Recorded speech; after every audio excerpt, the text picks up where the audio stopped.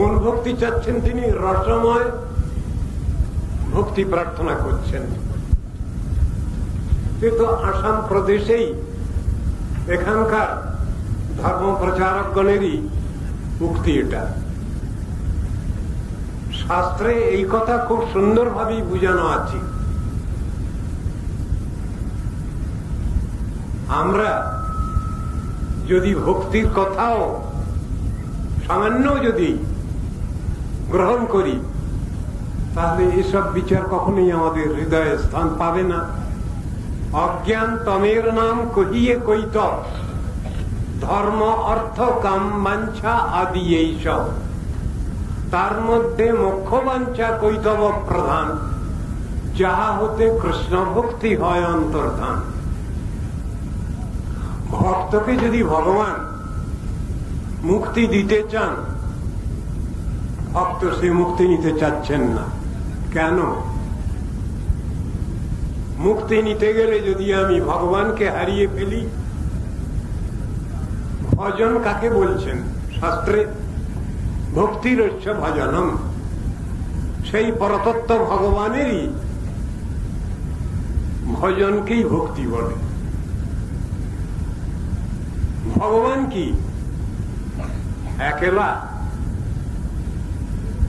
ভগবান তো সবকিছু নিয়ে।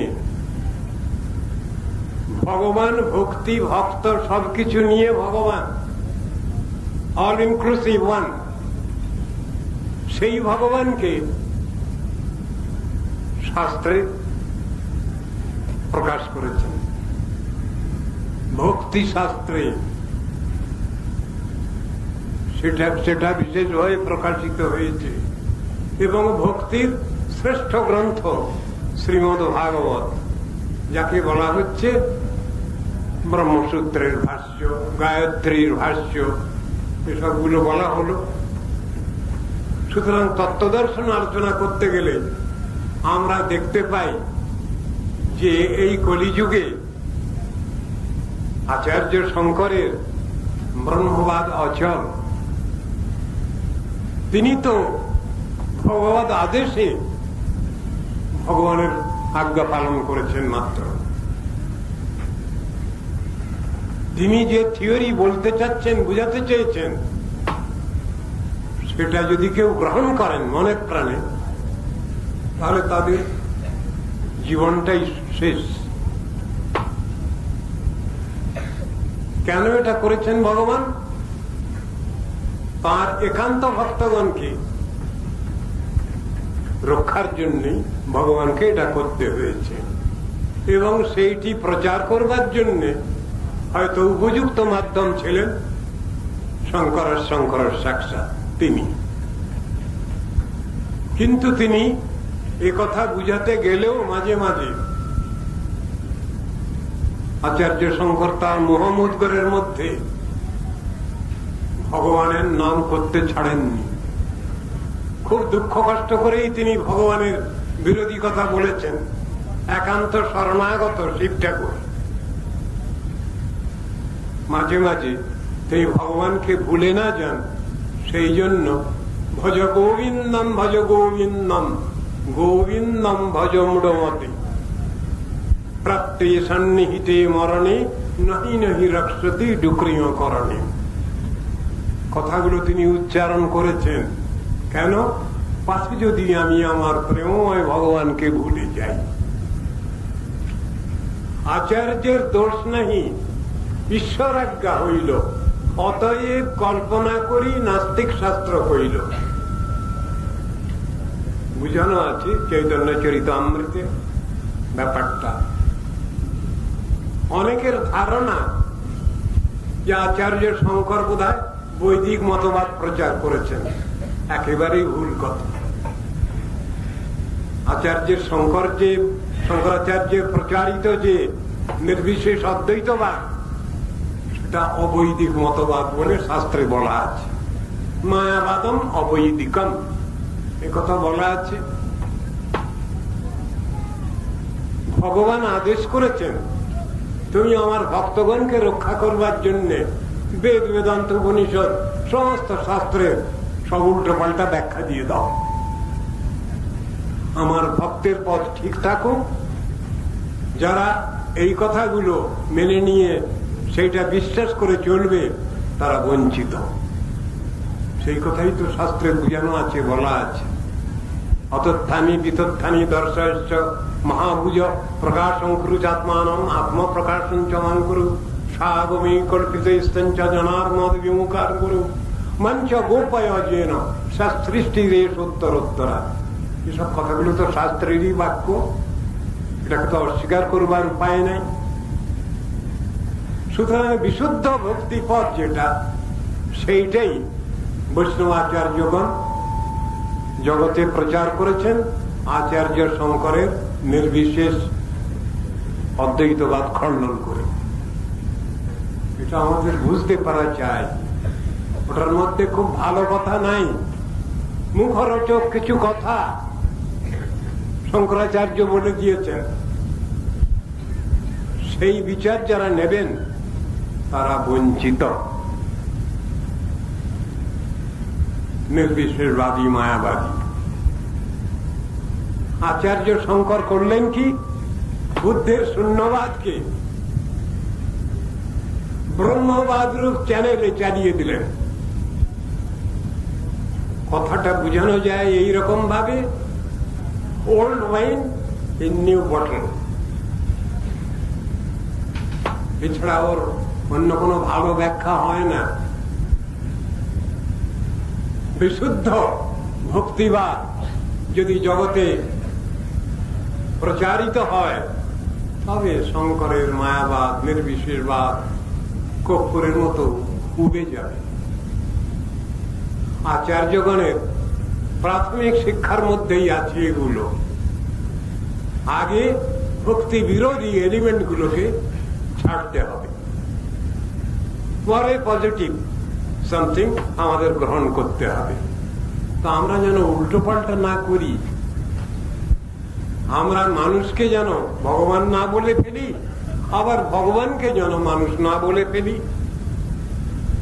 জীব ব্রহ্মৈক্যবাদ একটা অপরাধ বিশেষ। আমার গুরুপাদ পদ্ম তিনি বলতেন যে যারা নির্বিশেষবাদী মায়াবাদী, এদের পেনাল কোডের আইনেতে এদের শাসন করা উচিত। আমি যদি কেন্দ্রীয় সরকারের এতে আমি থাকতাম তাহলে আমি নিশ্চয়ই এটা আইনে পরিণত করতাম। এ কথা তার উক্তি। সাধু মহাজনগণের আশয় বুঝতে সকলেরই কষ্ট হয়। তারা কি বলতে চান? তত্ত্বদর্শন বললেই নির্বিশেষবাদকে লক্ষ্য করে না, নিরাকারবাদকে লক্ষ্য করে না, জীব ব্রহ্মৈক্যবাদকে লক্ষ্য করে না, চিৎজড় সমন্বয়বাদকে লক্ষ্য করে না। ঠিক ঠিক যদি জগতে শান্তি স্থাপিত হওয়ার প্রয়োজন হয়, এসব বিচারগুলো আমাদের মেনে নিতে হবে। আজ সমস্ত সমাজটাই বিপর্যস্ত, নাস্তিক্যবাদে পরিপূর্ণ। কতগুলো উল্টো পাল্টা কথা বাজারে চলছে, সেইগুলো নিয়েই আমরা চলতে চাচ্ছি। শাস্ত্রের তত্ত্ব সিদ্ধান্ত বিচার পড়ে আছে, এটা বুঝবার কারণ ইচ্ছা নাই, আগ্রহ নাই। এতে সব সময় অনীহা লক্ষ্য করা যাচ্ছে। খুবই পরিতাপের বিষয়, দুঃখের কথা। বৈষ্ণব আচার্যগণ এই জগতে এসে সেই সনাতন ধর্মের বিশুদ্ধ ভক্তি কথা তারা প্রচার করেছেন, ভগবত প্রেম প্রীতির কথা জগৎকে জানিয়েছেন। এই বৈশিষ্ট্যের কথা সাধারণ মানুষের মাথায় ঢুকছে না। সাধারণ কথাগুলোই তারা বুঝছেন না, যেগুলো দুনিয়ায় আজ কমন এরার রূপে দেখা দিয়েছে। সাধারণ ভ্রম। তারা সবাই উল্টো পাল্টা কথাগুলো বলছেন। দরিদ্র নারায়ণ একটা শব্দ এলো, নারায়ণ আবার দরিদ্র কবে হলেন? যে নারায়ণ লক্ষ্মীপতি, তিনি দরিদ্র হবেন কেন? আবার পার্শ্ববদ্ধ ভাবে জীব পাশমুক্ত সদা শিব, এক নাস্তিক্যবাদ। যখন পাশমুক্ত হবেন তখন তিনি শিব হয়ে যাবেন, আর যখন পাশবদ্ধ তখন তিনি জীবাত্মা হবেন। শঙ্করাচার্যের থিওরির মধ্যেই এমন কথাগুলো এসেছে। সবই যদি দুনিয়ায় ব্রহ্ম হয়ে যায়, তাহলে কে কার উপাসনা করবে, কে কার আরাধনা করবে, কে কার সাধন ভজন করবে? সবাই তো সমান, সবাই তো ইকুয়াল স্ট্যাটাস। এসব কথাগুলো আমাদের বুঝতে হবে। তত্ত্ব সিদ্ধান্তগুলো বৈষ্ণবাচার্য বর্গের যেসব সুসূক্ষ্ম বিচার, তত্ত্ব সিদ্ধান্ত, এগুলো আমাদের অনুধাবন করা দরকার। বর্তমান দুনিয়ায় কত রকমের বহুমুখী নাস্তিকতা আমাদিওকে গ্রাস করেছে।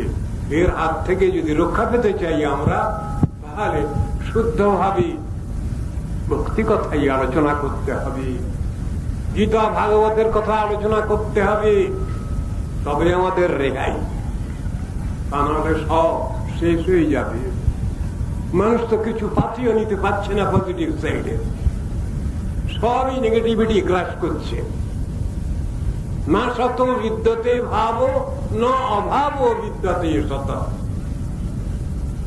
গীতায় তো তত্ত্ব দর্শনটা বুঝিয়েছেন, অসৎ অনিত্য বস্তু থেকে নিত্য বস্তু সৃষ্টি হয়নি, পক্ষান্তরে নিত্য বস্তু থেকেই সবটা এসেছে। Out of nothing everything has been created. বাজে কথা, মিথ্যে কথা, অযৌক্তিক কথা, অসিদ্ধান্তকর কথা। Out of something something has been created, এটাই হলো তত্ত্ব দর্শন। এ কথা যে সমস্ত অভিধান রয়েছে, ডিকশনারি, তার ভিতরেও ব্যাখ্যা দেওয়া আছে। Out of something something has been created, কথাটা আরো সত্য কথা। আমরা এসব কথাগুলো ভুলে যাচ্ছি কেন? আজ এসব নিয়ে তো যেসব শব্দকোষ রয়েছে তার ভিতরে ব্যাখ্যা দেওয়া আছে। এক্স নিহিলো নিহিল ফিট মানেটা কি? নিরাকার থেকে আকার আসেনি, আকার থেকেই আকার এসেছে। ভগবান আকারবান, শুদ্ধ সত্যে অবস্থিত সচ্চিদানন্দাকার সেই ভগবান। তার নাম, রূপ, গুণ, লীলা, পরিকর সবকিছু আছে। সবকিছু নিয়ে তিনি অল ইনক্লুসিভ ওয়ান। তাকে কেন নির্বিশেষ বলছি? তাকে কেন নিরাকার বলছি? তাকে কেন নির্গুণ বলছি? তাকে কেন নিষ্ঠক্তিক বলছি? আচার্য শঙ্করাচার্য এইগুলোকে বুঝাবার চেষ্টা করেছেন তাৎকালিক ভাবে, কিন্তু পজিটিভ সাইডে শাস্ত্রে এসব গুলো কথা সুন্দরভাবে খণ্ডন করে তত্ত্ব দর্শন প্রতিষ্ঠিত হয়েছে। আমরা সেই তত্ত্ব জানবার জন্যই উদ্গ্রীব হব, আগ্রহান্বিত হব। আমাদের পূর্ব গুরুবর্গ এইসব কথাই জানিয়েছেন। সেই ব্রহ্মা থেকে আরম্ভ করে সমস্ত পরপর যত গুরুবর্গ আছেন সেই তত্ত্ব দর্শনটাই আমাদের শিখিয়েছেন, জানিয়েছেন। আমরা সেই শিক্ষায় শিক্ষিত হব, সেইভাবেই উদ্বুদ্ধ হব। এইটাই আমরা তাদের কাছে কৃপা প্রার্থনা করব। সময় অধিক হয়ে গেছে, আমি আপনাদের আর সময় নিতে চাচ্ছি না। আমি এইখানে আমার সংক্ষিপ্ত ভাষণ রাখছি। মঞ্চা পর্বতর্ভশ্চ কৃপা সিন্ধুভ্যৈব চ পতিতানাং পাবনেভ্যো বৈষ্ণবেভ্যো নমঃ। ওম অজ্ঞানতিমিরান্ধস্য জ্ঞানাঞ্জনশলাকয়া চক্ষুरुन्मिलितं येन तस्मै श्रीगुरवे नमः। नमो विष्णुपादाय आचार्यसिंहरूपिणे श्रीमद्भक्तिप्रज्ञानकेशवयुतिनामिने। नमो महावदन्याय कृष्णप्रेमप्रदायते कृष्णाय कृष्णचैतन्यनाम्ने गौरतिचे नमः। हे कृष्ण करुणा सिन्धो दीनबन्धो जगत्पते गोपेश गोपिका कान्तो राधाकान्तो नमस्तुते। तप्त काञ्चन गौरङ्गी राधे वृन्दावनेश्वरी वृषभानुसुते देवी प्रणमामि हरिप्रिये।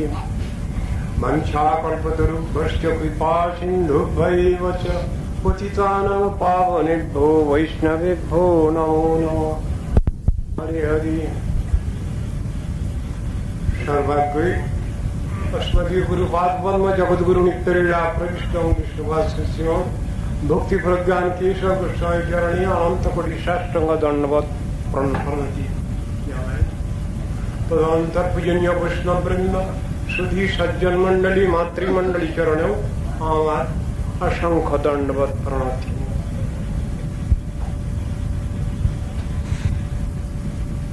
আমরা আজ এখানে কয়েকদিন হলো উপস্থিত হয়েছি। আপনারা পূর্বেই শুনেছেন গুরুপাদ পদ্ম জগৎগুরু নিত্যলীলা পৃষ্ঠ বিষ্ণুপাদ শ্রী শ্রীমদ ভক্তি প্রজ্ঞান কেশব গোস্বামী মহারাজের আবির্ভাব শতবার্ষিকী উদযাপন চলছে। এখানে এর পূর্বে আরো 6টি স্থানে এসব সম্বন্ধে আলোচনা সভা হয়েছে। 7ম স্থান এটি।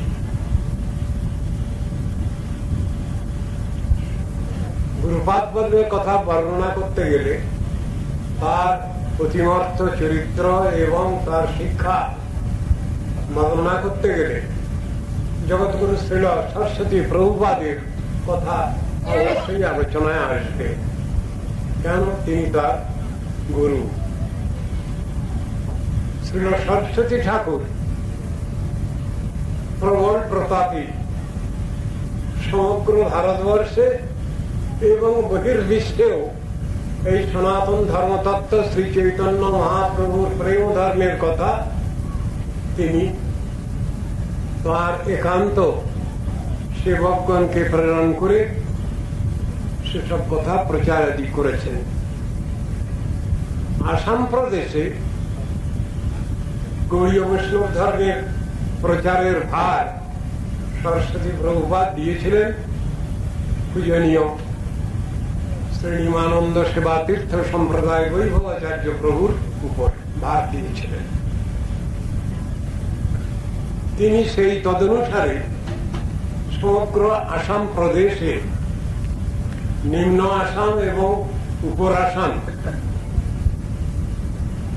বহু স্থানে তিনি এই সনাতন ধর্মের কথা, গৌড়ীয় বৈষ্ণব ধর্মের কথা, আত্মধর্মের কথা, ভাগবত ধর্মের কথা, সনাতন ধর্ম কথা প্রবল উৎসাহের সঙ্গে প্রচার করেছেন। তিনি যে রাজকার্যে নিযুক্ত ছিলেন সেটি ছেড়ে দিয়েই তিনি পরে এই প্রচারে ব্রতী হন।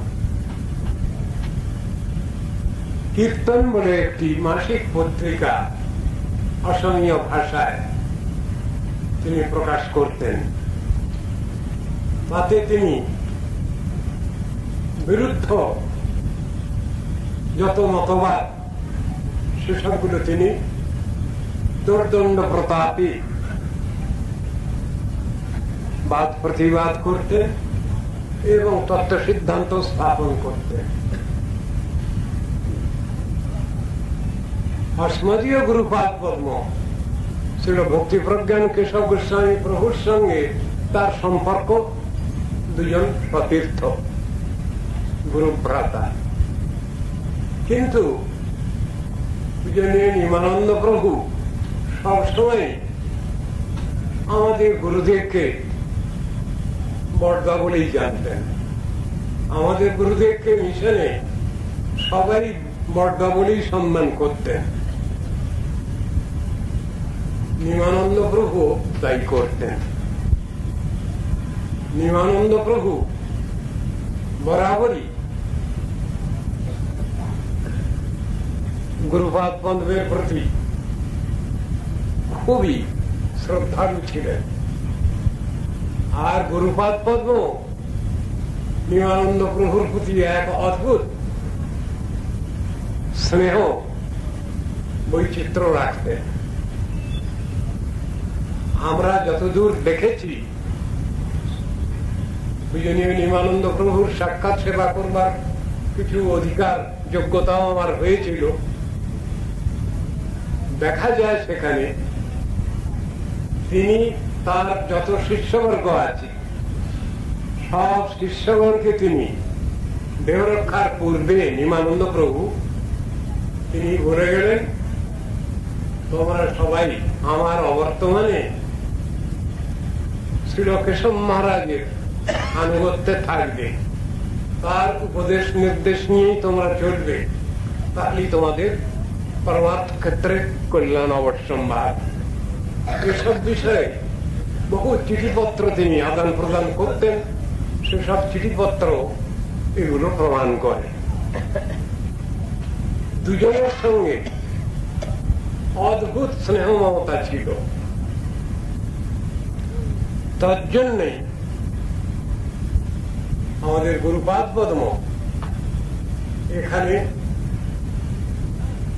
প্রায়ই আসতেন। শ্রীল সরস্বতী ঠাকুরের সময়ে গৌড়ীয় মঠের শাখা আসামে দু একটি স্থানে হয়েছিল, আজও আছে। কিন্তু নিমানন্দ প্রভু তার এখানে ভজন কুটির রক্ষা করে তিনি যে সমগ্র আসামে এই গৌড়ীয় বৈষ্ণব ধর্ম, সনাতন বৈষ্ণব ধর্ম, ভাগবত ধর্মের কথা প্রচার করেছেন, তার কোন তুলনা হয় না।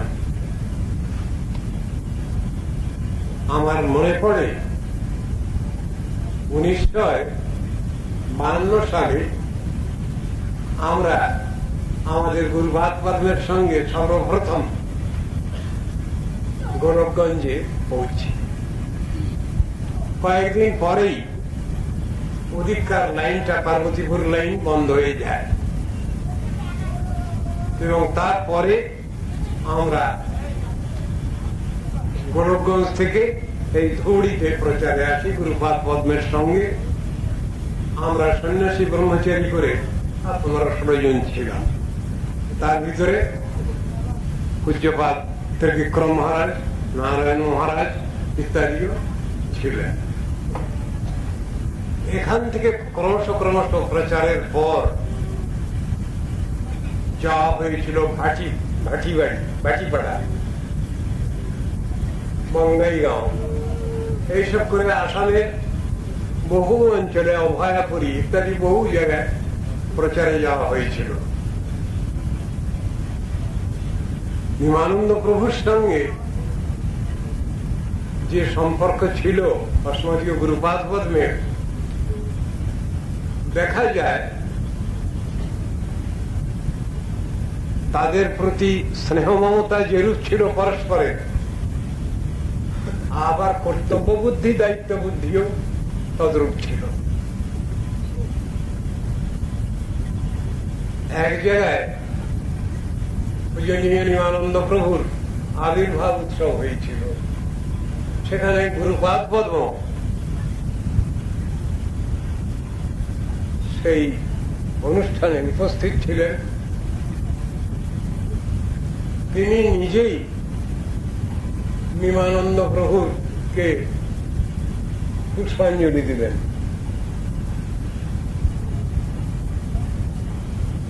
আবার নিমানন্দ প্রভুর যারা অনুগত ছিলেন, শিষ্য ছিলেন, তারাও গুরুপাদ পদ্মকে পুষ্পাঞ্জলি দিলেন। শিক্ষা এগুলো জগতে। একজন বৈষ্ণব গুরু আর একজন গুরুকে কিরূপ সম্মান দিচ্ছে। সাধারণ ভাবে দেখতে গেলে নিমানন্দ প্রভু গৃহস্থ লীলায় ছিলেন, গৃহস্থ অবস্থায়, কিন্তু গৃহস্থ অবস্থায় থেকেও তিনি সন্ন্যাসীর যে প্রধান কর্তব্য, সে কর্তব্য পালন করেছেন। সন্ন্যাসীর প্রধান কর্তব্য কি? ত্রিদণ্ডী, কায় মনোবাক্যে ভগবানের সেবায় উদ্বুদ্ধ হওয়া, সেটি তিনি করেছেন। আজ এখানে যে শ্রীমন্দির নির্মিত হয়েছে এবং শ্রী বিগ্রহ প্রতিষ্ঠিত হয়েছে, এর পিছনে নিমানন্দ প্রভুর অবদান সর্বপ্রথমে বলবো, তারপরে অস্মদীয় গুরুপাদ পদ্মের অবদান। আর শাস্ত্র আলোচনা করলে আমরা দেখতে পাই সনাতন ধর্মের মধ্যেই আছে স্বয়ং রূপ ভগবান কৃষ্ণ। তিনি আর কি ভাবে আরাধিত হচ্ছেন, সম্পূজিত হচ্ছেন, সেখানে বলা হচ্ছে নাম এবং বিগ্রহ, এই দুই রূপেও তিনি পূজিত হচ্ছেন। চৈতন্য মহাপ্রভু তিনি তার মাতাকে বলছেন, আমার আরো দুটো জন্ম আছে, শোনো মা, ভগবানের মা, জগতের আই তিনি, আর দুই জন্ম মোর সংকীর্তনারম্ভে হইব তোমার পুত্র আমি অবিলম্বে। মোর অর্চা মূর্তি মাতা তুমি সে ধরণী, জিহ্বা রূপা তুমি মাতা নামের জননী। ভগবানের আরো দুটো অবতার, এক হল শ্রী বিগ্রহ রূপ, আবার শ্রী নাম ব্রহ্ম রূপ। সেই শ্রী বিগ্রহ এই মন্দিরে প্রতিষ্ঠিত হয়েছেন। আমরা সাধারণ ভাবে নীতি কথার মধ্যে পাই, এক জায়গায় লেখা আছে অস্মাপি জাতি দেবত্তম মহদ্ভি সুপ্রতিষ্ঠিত। পাথরটা বিগ্রহ হয়ে যায় না, কিন্তু নিত্য সিদ্ধ নিত্য মুক্ত মহাত্মাগণের চিন্তানুসারে বিগ্রহ প্রকটিত হন, আবির্ভূত হন। সেই কথাই শাস্ত্রে লেখা আছে। জড় কখনো চেতন হয় না, আর চেতন কখনো জড় হয় না, এ কথা শাস্ত্রে উল্লেখিত আছে। জড় চিরদিনই জড় থাকে, চেতন চিরদিনই চেতন, তত্ত্বদর্শন এইটা। তো বিগ্রহ কাকে বলবো? এতক্ষণ আমরা বৈষ্ণবগণের নিকট অনেক ব্যাখ্যা পেয়েছি। বিশেষ রূপে রূপ গ্রহণ করেন যিনি, তিনি বিগ্রহ। সেবাময় বস্তু, তিনি ওই মূর্তিতে সেবা গ্রহণ করতে চাচ্ছেন। তাকে জাগালে তিনি জাগেন, তাকে ঘুম পাড়ালে তিনি ঘুমন, তাকে স্নান করালে তিনি স্নান করেন, তাকে খাওয়ালে তিনি খান। এমন অবস্থা। বাচ্চা শিশুর মতো তাকে যেভাবে মাতা পিতা গার্জিয়ান যেভাবে তাকে লালন পালন পোষণ করেন, স্ত্রী বিগ্রহ বা স্ত্রীমূর্তি একইভাবে সেবা গ্রহণ করেন তার ভক্তের নিকট থেকে। তিনি নিজে কোনো ইনিশিয়েটিভ নেন না, তিনি ওই বাচ্চা শিশুর মতোই সেবা গ্রহণ করেন। সেই বস্তুকে আমরা কি ইট কাঠ পাথর মনে করব? তিনি তো ভক্তের সঙ্গে সবকিছু ভাবের আদান প্রদান করছেন। আমরা শুনছি, শাস্ত্রে পড়ছি, তিনি হাজার হাজার মাইল হেঁটে গিয়ে সাক্ষী দিতে গেলেন। চৈতন্য চরিতামৃতের ভিতরে আমরা পাচ্ছি পদধ্যান চলঞ্জ প্রতিমা স্বরূপ ব্রহ্মণ্য দেব হি শতাহ গম্যম। 100 দিনের যে পথ হেঁটে যাওয়া যায়, সেই পথ হাঁটলেন গোপাল দেব।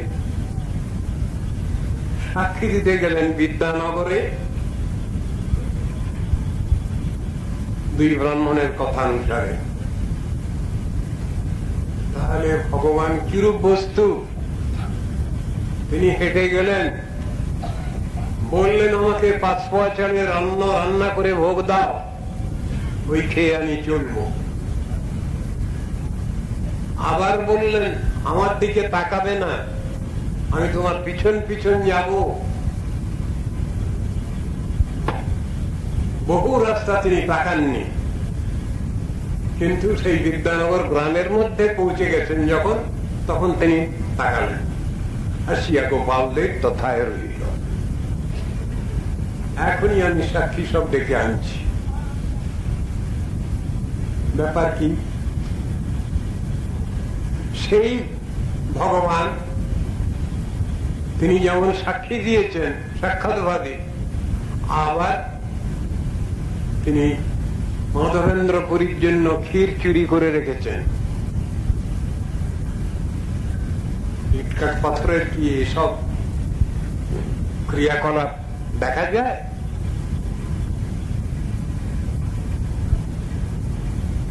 আমাদের চিত্তবৃত্তি বর্তমানে নাস্তিক্য ভাবই আক্রান্ত। আমরা কিছু বুঝতে চাই না। ঠাকুর কি খায়? এই প্রশ্ন আমাদের।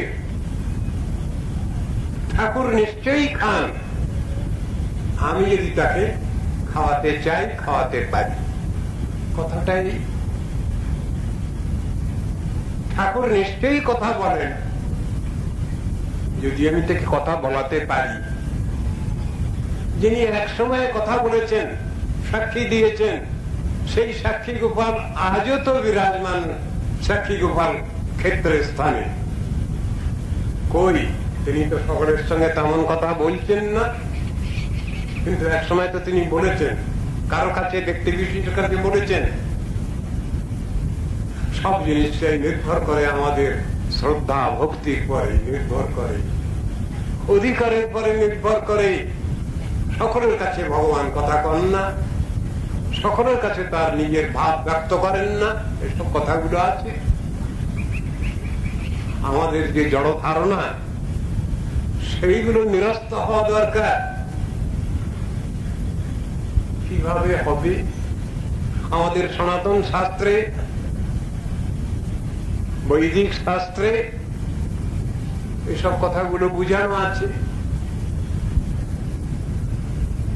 যে বিগ্রহ কথা বলতে পারেন, যে বিগ্রহ সাক্ষী দিতে যেতে পারেন, যে বিগ্রহ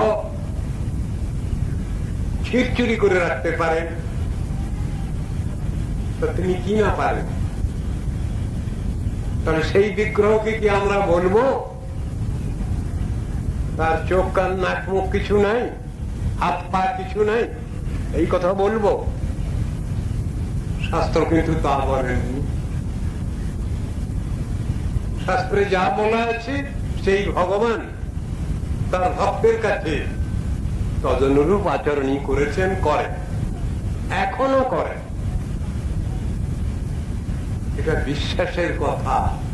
সে বিশ্বাসটা অন্ধবিশ্বাস নয়, বাস্তব বিশ্বাস। সেই ক্ষেত্রেই বলছেন বিগ্রহের কথা। বিশেষ রূপে সেবা গ্রহণ করবার যে স্ত্রী মূর্তি, তার নাম বিগ্রহ। শৈলী দারুময়ী লৌহী লেখা লেখা চ সৈকতি মনোময়ী মণিময়ী প্রতিমা অষ্টবিধা সূচ। 8 রকমের প্রতিমা শব্দ বললে সাধারণ ভাবে আমরা কিছু প্রাকৃত কিছু চিন্তা করি। সেই কথা মনে করেই চৈতন্য মহাপ্রভু জগন্নাথ দেবকে দর্শন করতে গিয়ে বলছেন, প্রতিমা নহ তুমি। সাধারণ লোকের যে ধারণা, মানুষ গড়েছে একটা কিছু, সেইটা নিরস্ত করছেন সেখানে। প্রতিমা নহ তুমি, সাক্ষাৎ ব্রজেন্দ্র নন্দন। তুমি সাক্ষাৎ সেই তত্ত্ববস্তু। তোমাকে যদি কেউ জড় বস্তু কেউ মনে করে, ভুল করে। ভগবানের আকার নাই, এই কথাটা কিরূপ? তার আকার আছে বলেই এই জগতে সব আমরা আকার দেখতে পাচ্ছি, তিনি আকার বিশিষ্ট, তার থেকেই সবকিছু সৃষ্টি। যত বায়ুমানি ভূতানি জায়ন্তে যেন জাতানি জীবন্তি যৎ প্রজন্তি বিসন্তি তদ বিজিজ্ঞাসস্য তদেব ব্রহ্ম। সেই ভগবানকে যদি নিরাকার বলি, যার থেকে অনন্ত বিশ্ব ব্রহ্মাণ্ড সবকিছু সৃষ্টি, বৃক্ষ তৃণ গুণলতা পাখি পশু মনুষ্য গোষ্ঠী সবকিছু সৃষ্টি, তাকে আমরা নিরাকার বলবো কি করে?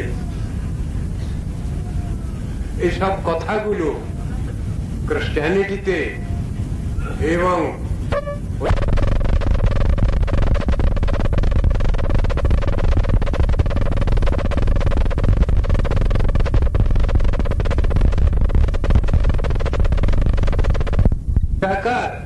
একথা বললে অনেক রকম ব্যাখ্যা হতে পারে, তার কোনো আকার নাই আদৌ একথা নয়। সচ্চিদানন্দাকার তিনি, চিদানন্দাকার তিনি,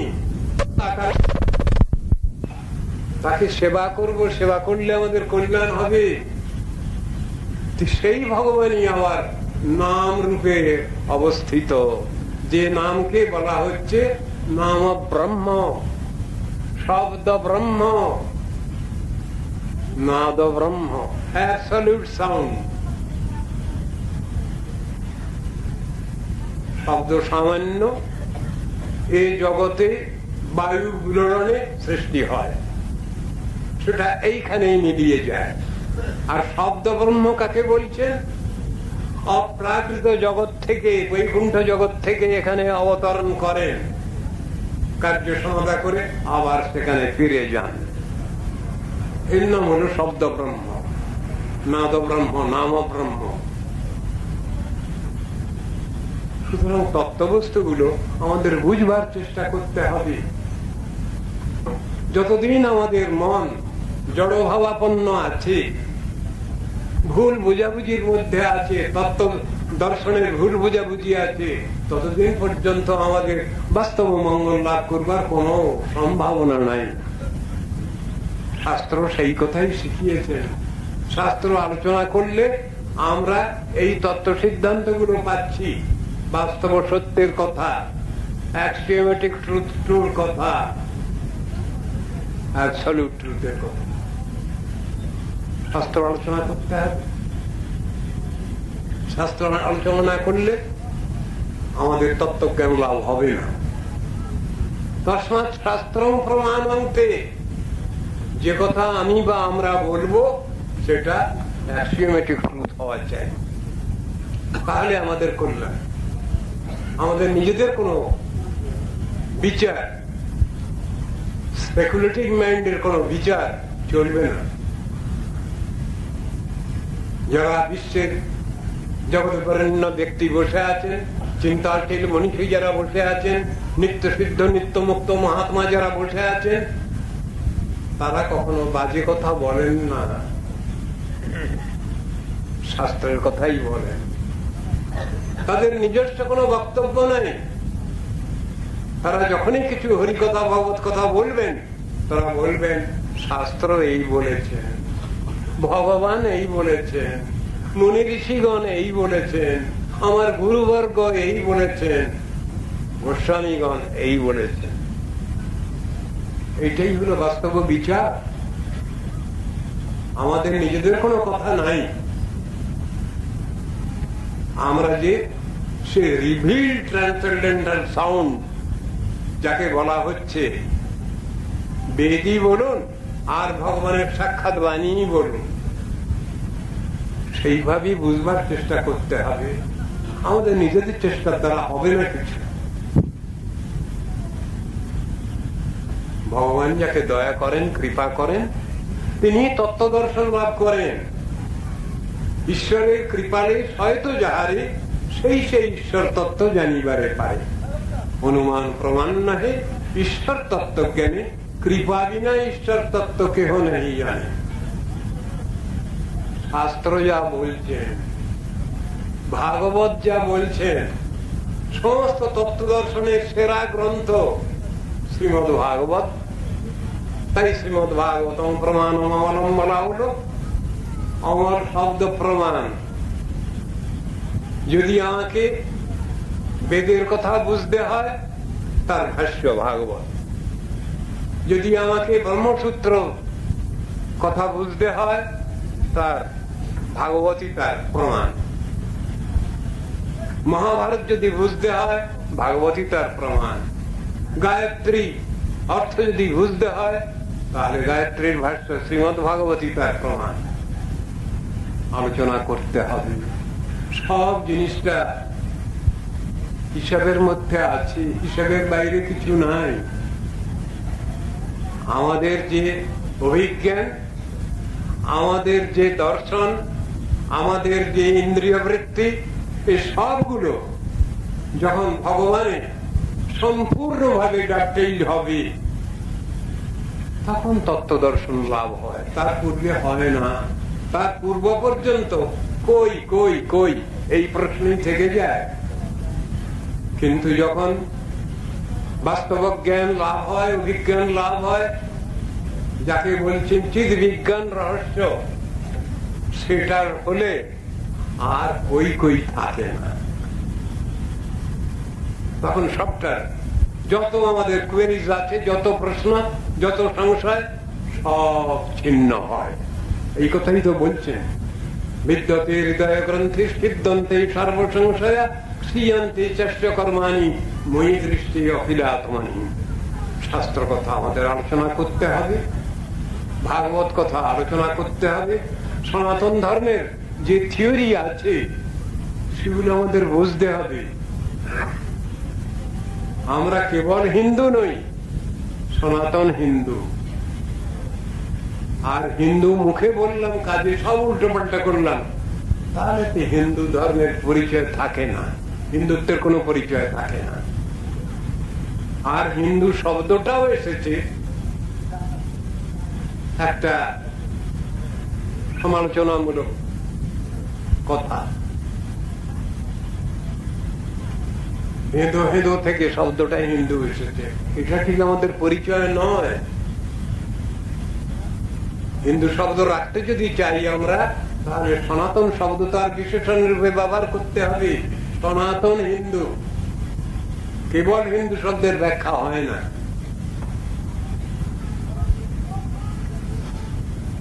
মৃত্যুগণ হেদো হেদো থেকে হিন্দু বলে সম্বোধন করেছেন, সেই জন্য হিন্দু শব্দটা এসেছে। হীন ধর্মকে যিনি খণ্ডন করে বাস্তব আত্মধর্ম যিনি প্রতিষ্ঠা করেন, যারা তারা হলেন হিন্দু। হিন্দু ধর্মের ব্যাখ্যা এমনও আছে। সুতরাং তত্ত্ব দর্শন গুলো আমাদের ঠিক ঠিক ভাবে বুঝতে হবে। শাস্ত্র যেভাবে বলেছেন, আমাদের গুরু গোস্বামীগণ যেভাবে বলেছেন, মুনি ঋষিগণ যেভাবে বলেছেন, আমাদের সেই বিচার নিয়ে চলতে হবে। তবেই আমাদের মঙ্গল। আমরা যেন কোন কল্পনার বিলাসের মধ্যে প্রবেশ না করি, এটা নাস্তিক্যবাদ। এতে আমাদের কোনো ভালো কিছু হবে না। আর জগৎ যে নাস্তিক্যবাদ নিয়ে চলতে চাচ্ছে, এতে বাহাদুরি কিছু নাই। এতে ভগবান অসন্তুষ্ট হন। এসব দেখে আমাদের উপরওয়ালা তারা সব অসন্তুষ্ট হন। এসব ভাব দেখে ভগবান নিশ্চয়ই সন্তুষ্ট হন না। সন্তানগণ, ছেলেমেয়েরা যদি উল্টোপাল্টা কিছু করে, নিশ্চয়ই গার্জিয়ানগণ অসন্তুষ্ট হন, তাদের সাবধান করেন, শাসন করেন। শাস্ত্র হলো সেই শাসন মানি, আমাদের ওটাকে মেনে নিতে হবে।